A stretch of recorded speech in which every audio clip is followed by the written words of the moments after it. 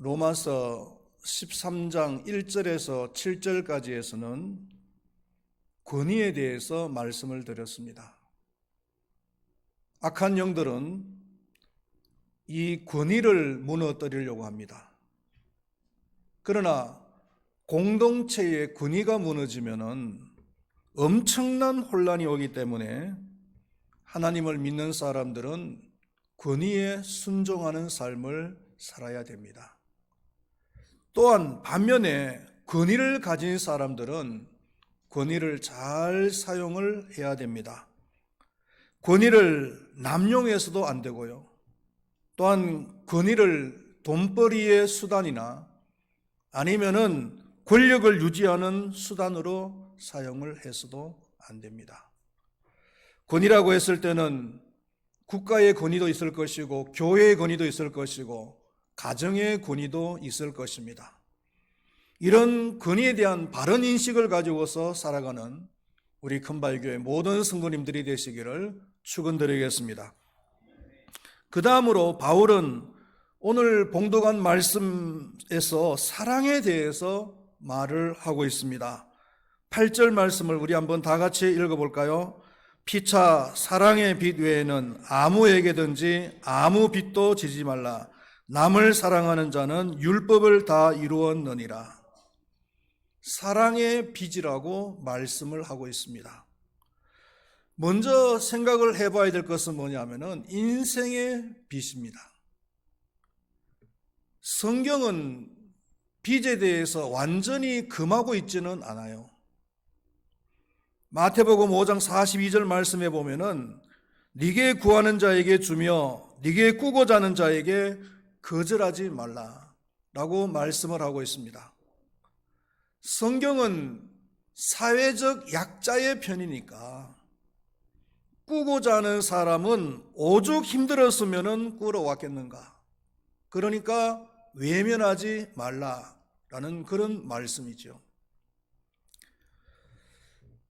그러나 한평생 살아가면서 빛 없이 살아갈 수 있다면 얼마나 좋겠습니까? 저도 목회를 시작하면서 제 마음의 간절한 소망은 목회를 마칠 때까지 빛이 없는 목회를 했으면 좋겠다라는 생각을 했습니다. 그런데 개인적으로는 어느 정도 그 소원이 이루어진 것 같아요. 지금까지. 단 한 번도 교인들한테 가서 어려우니까 좀 도와주세요, 좀 빌려주세요 라고 손을 빌려본 적은 없는 것 같아요. 딱 한 번 저희 집사람이 시내에 나갔었는데 지갑을 놔두고 나간 거예요.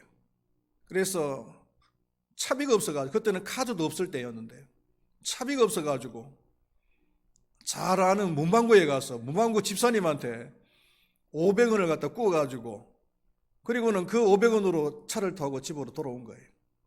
그 이야기를 저한테 하는데 그날 밤에 부부싸움을 한번 엄청나게 했습니다. 왜 돈을 꾸느냐? 그러면 차비가 없는데 어떡하냐? 걸어오면 되지. 말도 안 되는 소리지만요.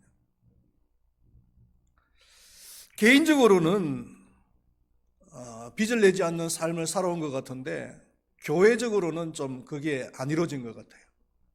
교회를 짓다가 설계를 좀 잘못해가지고 약간의 빚을 가지고 있긴 하죠. 그러나 사람들 중에 빚 없이 살아가는 사람은 사실은 아무도 없을 거예요. 부모님이 날 낳아준 것도 빚입니다. 내가 어떤 계획을 세운 것도 아니고 내가 원해서 이 세상에 태어난 것은 아니잖아요. 부모님들에 의해서 내가 태어난 거예요. 그리고 성인이 될 때까지 부모님의 도움을 받은 것도 빚입니다. 키워주시고 먹여주시고 입혀주시고 공부시켜주시고 등등 해서 이 모든 것들이 부모님에 대한 빚이라고 할 수 있어요.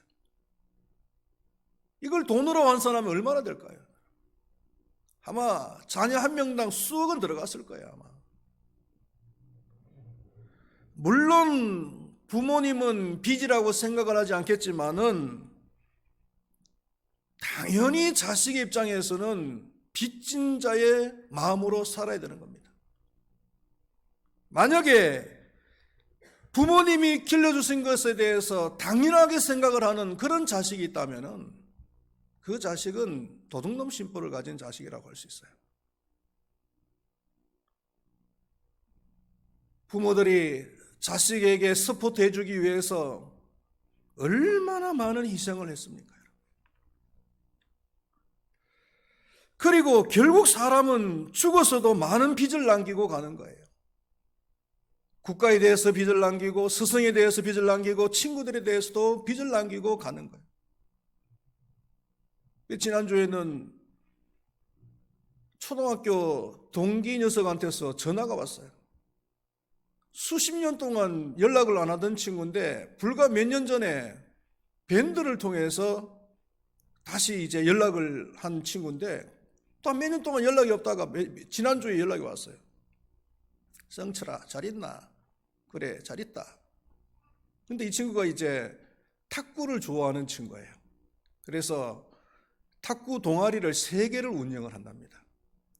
동창회 탁구 동아리도 운영을 하고 또 다르게 동아리 2개를 더 만들어가지고 탁구 동아리를 3개를 운영하는데 이제 탁구 회사에서 스폰이 들어온다는 거죠. 탁구 라켓을 새로 만들면은 한번 써보라고 스폰 해주고 또 신발을 새로 만들면은 또 써보라고 스폰을 해주기도 하고 그러면서 요즘도 탁구 치나? 그럼 탁구 치고 있지. 신발 몇 밀이고? 265mm다. 아, 그래? 잘 됐네. 탁구채는 무슨 형이고? 펜홀더가 세컨드가 펜홀다. 그랬더니 오구 잘 됐네. 보내줄게. 그래가지고 이틀 뒤에 탁구하고 그리고 탁구 라켓을 보내왔어요. 보니까 새 거예요. 라벨도 안 뗀 거예요.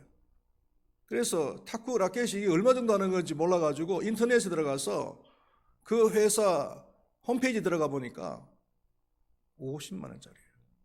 탁구 라켓이. 그리고 신발도 9만 3천 원짜리예요.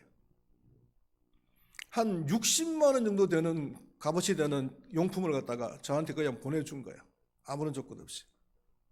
그러니까 받고 나니까 한 탁구 라켓이 뭐 한 10만 원이나 20만 원 정도 하겠지 생각했는데 50만 원 하는 걸 보고 깜짝 놀란 겁니다. 아, 좀 부담스럽더라고요.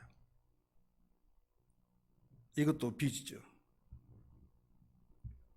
빚은 2가지가 있다고 생각할 수 있어요. 하나는 갚을 수 있는 빚이고 다른 하나는 갚을 수 없는 빚입니다. 갚을 수 있는 빚은 갚아버리면 끝나는 거예요. 내가 다른 사람한테 10만 원 빌렸다. 그러면 10만 원 갚아버리면 그것으로 끝나는 거예요. 그렇죠? 그런데 갚을 수 없는 빚이 있는 거예요. 그게 뭐냐면은 성경에서는 사랑의 빚이라고 말을 합니다. 하나님께서 전적으로 우리를 사랑해 주시고 독생자 예수 그리스도를 세상에 보내서 우리를 위해서 죽게 하심으로 우리를 구원하셨잖아요.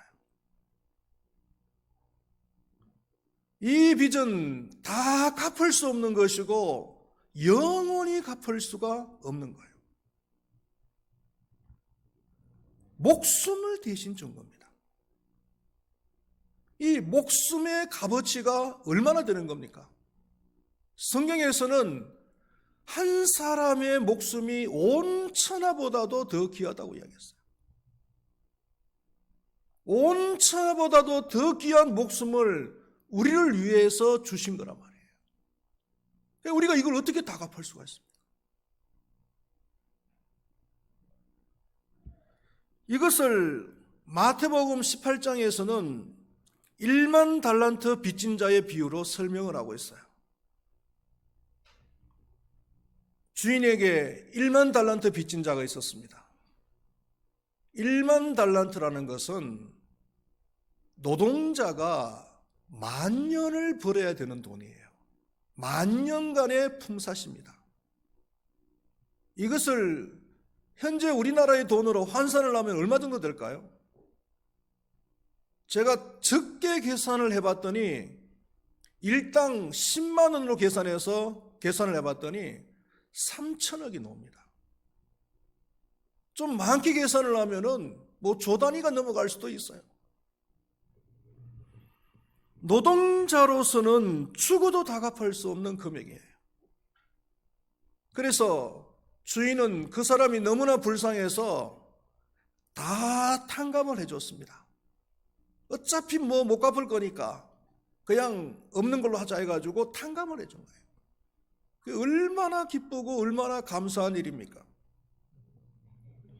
기분 좋게 집으로 돌아오는데 도중에 자신에게 100데나리온의 빚을 진 사람을 만납니다. 이 100데나리온이라는 것은 노동자의 100일 품삯에 해당되는 금액이에요. 일당을 10만 원으로 계산했다면 100일이면요 얼마입니까? 10만 원입니까? 아니죠. 1000만 원입니까? 1000만 원. 열심히 노력만 하면 갚을 수 있는 금액이잖아요.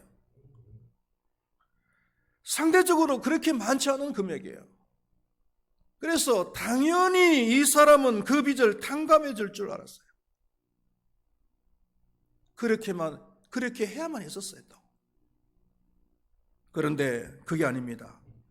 이 사람은 빚진 자의 멱살을 잡고 빚을 갚으라고 윽박을 지릅니다. 그것도 모자라서 용서해 주지 않더니만은 결국 감옥에다가 집어넣는 거예요. 이 사실을 전해들은 주인은 분노합니다. 내가 너를 탕감해 주었으면 너도 당연히 다른 사람을 탕감해 줄 줄 알아야 하거늘 넌 그렇지 않았다. 그리고 이 약한 종을 빚 갚을 때까지 감옥에 집어넣으라고 말을 합니다. 이 비유의 핵심이 뭡니까? 1만 달란트의 빚을 졌다는 것은 갚을 수 없는 빚을 졌다는 것이고요. 그 많은 빚을 탕감을 받았으면은 탕감받은 자신도 어느 정도의 희생은 할 수 있어야 된다는 거예요. 마치 전혀 빚을 지지 않았던 사람처럼 살아서는 안 된다는 겁니다. 하나님을 믿는 사람들이 이런 자세로 살아가야 된다는 거예요. 우리 사회에는 소위 스타라고 하는 사람들이 있습니다. 연예인들이 될 수도 있을 것이고 운동선수가 될 수도 있을 것이고 아니면은 정치인도 될 수가 있을 거예요. 스타들이 있어요. 이 사람들은 팬들의 성원에 힘을 입어서 살아가는 사람들이에요. 팬들이 없으면 이 사람의 인생은 끝입니다. 그래서 스타급 운동선수들이 모여서 모임을 만들었어요. 그리고는 월 한 번씩, 한 달에 한 번씩 장애자나 노인들을 대상으로 봉사하는 시간을 갖습니다. 아니면은 운동 경기가 없는 비시즌에 가난한 사람들을 찾아가서 봉사를 합니다. 아니면은 많은 스타들이 개인적으로 팬들에게나 아니면 이 사회에 대해서 자신이 받은 사랑을 되돌려 주려고 노력을 합니다. 그렇다고 해서 그 사람들이 팬들에게 받은 사랑을 다 갚을 수가 있는 건가요?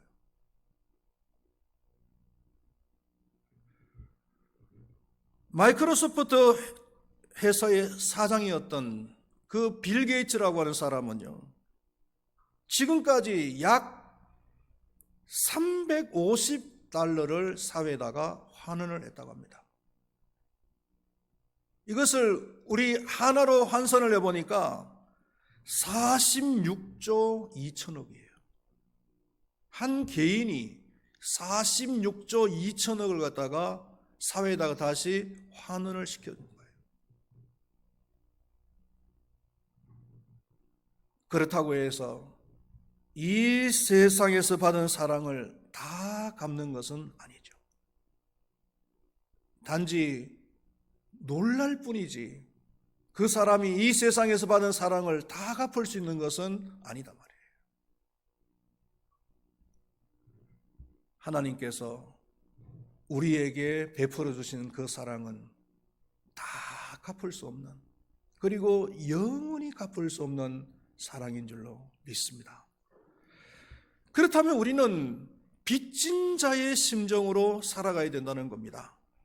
로마서 1장 14절 말씀에 사도 바울은 헬라인이나 야만인이나 지혜 있는 자나 어리석은 자에게 다 내가 빚진 자라, 이렇게 말씀을 하고 있습니다. 빚진 자는 반드시 빚진 자의 심정으로 살아야 됩니다. 빚진 자의 심정이라는 것이 무슨 뜻일까요? 기회만 되면은 빚을 갚겠다라고 하는 그런 자세예요. 빚을 다 갚기 전에는 먹을 것도 먹지 않고 입을 것도 입지 않고 절제를 해서라도 빚부터 갚아야 되겠다. 밤낮 빚 갚을 고민을 하면서 살아가는 것, 이게 빚진 자의 심정이라는 거예요. 그렇지 않은 사람은요,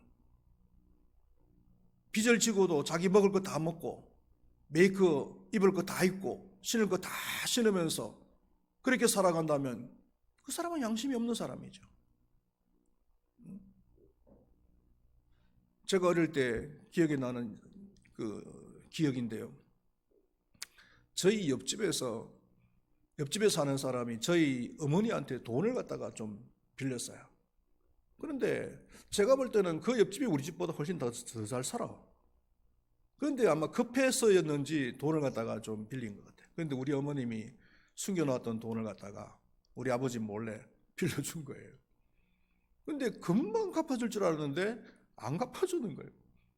그러니까 우리 어머님이 그냥 전전긍긍하시는 거죠. 그런데 어느 날 그 옆집이 이사를 가버린 거예요. 어디까지 이사를 가느냐 하면은 상주, 경상북도 상주까지 이사를 가버렸어. 그러니까 우리 어머님이 야, 이걸 어떡하냐 니네 아버지 알면 큰일 나는데 고민하시다가 어느 날은 상주까지 찾아간 거예요. 요즘이야 뭐 교통이 발달했으니까 뭐 지금 뭐 한 1시간이면 그냥 갈 수 있는 그런 거리지만은 그때는 뭐 차가 있나요? 그냥 뭐 물어서 찾아가가지고는 결국은 돈을 받아서 왔더라고요. 그러니까 돈을 갚을 수 있는 능력이 있는 사람인데도 불구하고 돈을 갚을 마음이 없었던 거예요. 그러니까 이사를 가면서도 빚을 안 갚고 그냥 가버린 거죠. 우리 교회도 그런 권사님 한 분 계시더라고요. 빚을 갖다가 그냥 받기 위해서 혼자서 찾아가셨다는 권사님이 계시는데 결국 받아서 오셨다는 거예요.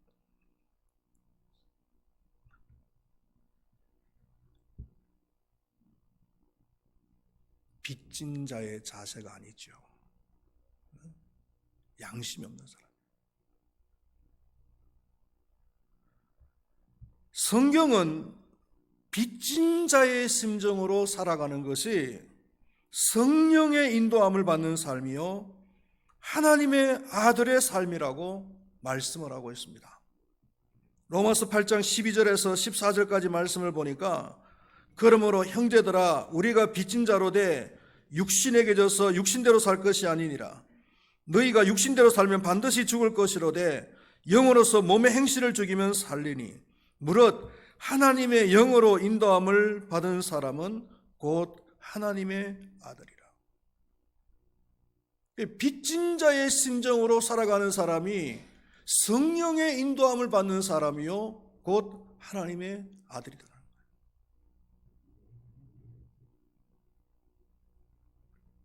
사랑을 실천하되 빚진 자의 심정으로 사랑을 실천하라는 거예요. 내가 먹을 것 다 먹고 좋은 것 다 입고 그리고는 다른 사람을 사랑할 수는 없어요. 교회 안에서도 보면은 우리가 누구를 좀 도웁시다 아니면 선교지에 뭘 좀 합시다 이렇게 이야기하면은 금방 나오는 얘기들이 있어요. 도는 얘기가 있어요. 그게 뭐냐면은요, 우리도 어려운데, 이런 말이 나와요.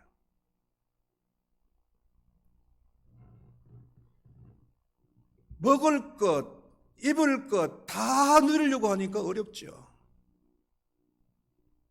어렵게 느껴지는 거예요. 절대로 어려운 것이 아닙니다. 사랑은 율법의 완성이라고 했습니다. 율법에는 많은 조항들이 있습니다. 대표적으로 간음하지 말라, 살인하지 말라, 도둑질하지 말라, 탐내지 말라.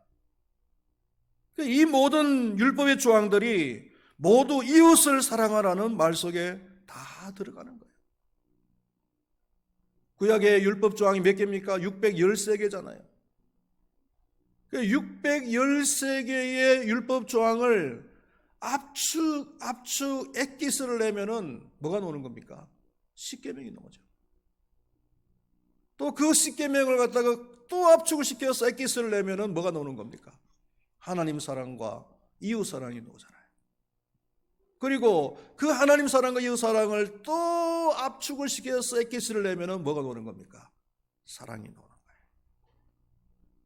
그런 의미에서 사랑은 율법의 완성인 줄로 믿습니다. 할렐루야. 말씀을 맺도록 하겠습니다. 사랑을 실천하는 삶을 살기를 바랍니다. 빚진 자의 심정으로 사랑을 실천하셔서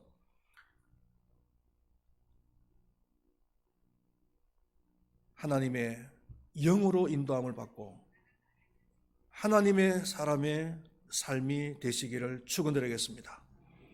먹을 것 다 먹고 입을 것 다 먹고서는 사랑할 수가 없습니다. 절제해야 됩니다. 내 자신의 삶을 위해서는 절제하되 이웃을 위해서는 풍성한 사랑을 실천해야 됩니다. 빚진 자의 심정으로 날마다 어떻게 그 빚을 갚을까, 어떻게 사랑을 할까 라며 고민하면서 살아갈 수 있는 우리 큰바위교회 모든 성도님들이 될 수 있기를 바라겠습니다. 기도하시겠습니다. 하나님 아버지, 사랑은 율법의 완성이라고 했습니다. 우리는 사랑을 실천하는 삶을 살아야 되는데 빚진 자의 심정으로 사랑을 실천하라고 말씀하셨습니다. 빚진 자는 먹을 것 다 먹고 입을 것 다 입으면서 누릴 것 다 누리면서 빚을 갚을 수는 없습니다. 절제할 것은 절제를 해야 빚을 갚을 수가 있습니다. 날마다 이 빚을 어떻게 갚을까 라며 고민하면서 살아가는 것이 빚진 자의 자세입니다. 하나님, 우리 금발교회 모든 성도님들이 하나님께 받은 사랑의 빚을 갚기 위해서 날마다 노심초사하면서 살아가는 축복된 삶이 되게 하여 주시옵소서. 감사합니다. 예수님의 이름으로 기도드리옵나이다. 아멘.